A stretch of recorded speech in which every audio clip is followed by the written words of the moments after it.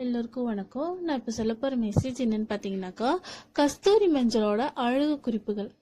மஞ்சள்களிலேயே கஸ்தூரி மஞ்சள் நல்ல நறுமணம் நிறைந்தது. மருத்துவ குணமும் இதில் நிறைய இருக்கு.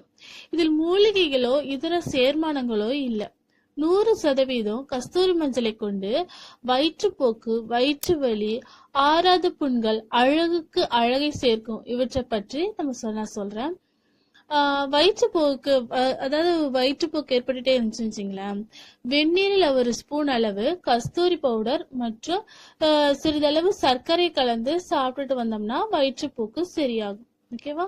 அடுத்ததா, பெண்களுக்கு மாதவிலக்கு சமயத்துல வரும் வயிற்று வலிக்கு 1 டம்ளர் வெந்நீர்ல சிறிதளவு கஸ்தூரி மஞ்சள், உப்பு, அரை ஸ்பூன் எலுமிச்சை சாறு கலந்து குடிச்சிட்டு வந்தோம்னாக்கா வயிற்று வலி உடனே குறையும்.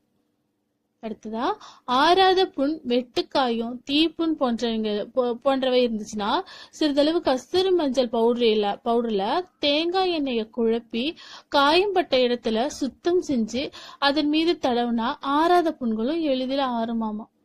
அடுத்ததா பார்த்தோம்னா, கஸ்தூரி மஞ்சளை தினமும் பூசி வர அழகு மிளிருமா. தோலின் மென்மையை பாதுகாத்து உடலில் மனம் கமழ செய்யும்.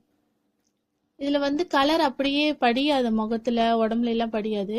உடம்புல பூசினோம்னா துணியில பட்டு அசிங்கமாயிடுமோ, மஞ்சள் கலர் ஏற்பட்டுருமோ அப்படின்னு நம்ம பயப்பட வேணாம். அதுக்கப்புறமா முகத்துல கரும்புள்ளிகள், பருக்கள் அது மாதிரி இருந்துச்சுன்னா இதை கண்டினியூஸா பூசும் போது முகம் பொன்னிறமாகவும் அழகுடனும் காட்சியளிக்கும். கஸ்தூரி மஞ்சளை முதலா உபயோகிக்கும் போது முகத்துல சற்று எரிச்சல் ஏற்படலாம். இது நல்லதுதான்.